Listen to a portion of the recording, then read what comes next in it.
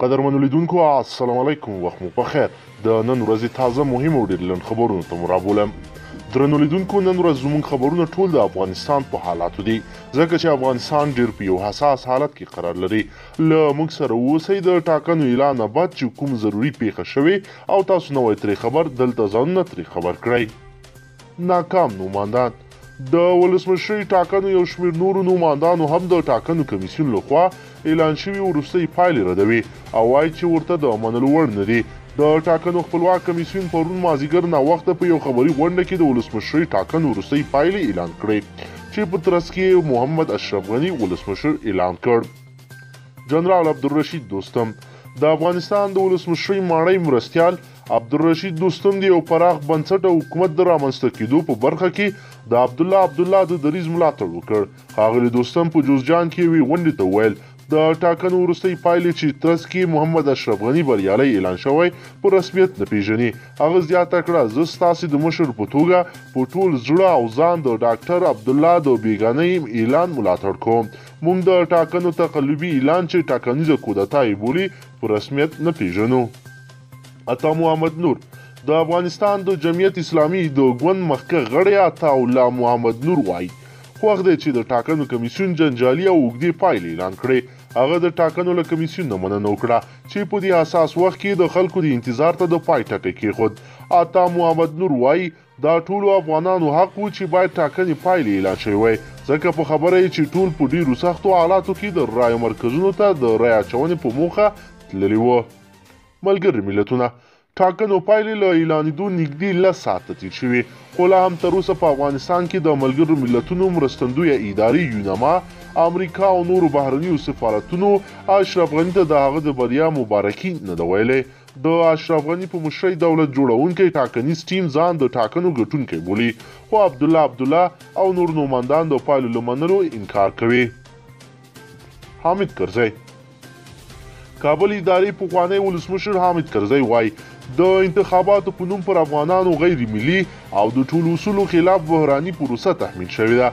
د کرزي له مطبوعاتي دفتر څخه په خپره شوي اعلامیه کې راغلي پخوا یې هم په اوسنیو شرایطو کې د ټاکنو ترسره کېدل د بحران او افتراق سبب او د سولې پروسې د مختل کېدو سبب ګڼلی و.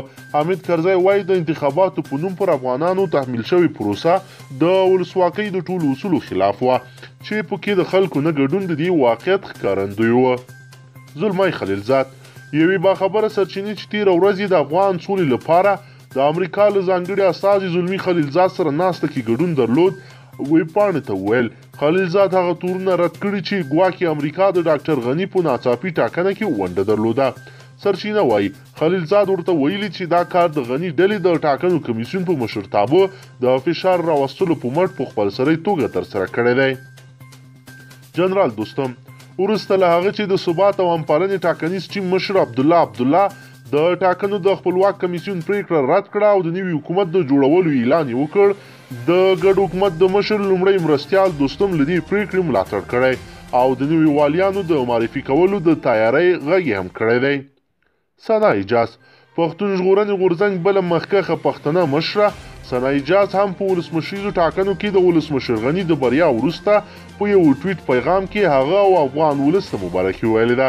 د پښتون ژغورنې غورځنګ د ښځینه مشرانو له ډلې مخکښې مشرې ثنا ایجاز په خپل ټویټ پیغام کې داسې لیکلي دي چې د ګران او تاریخي افغان ولس ته دې د ټاکنو د اعلان او د ولسمشر غني د بریا مبارکي وایم.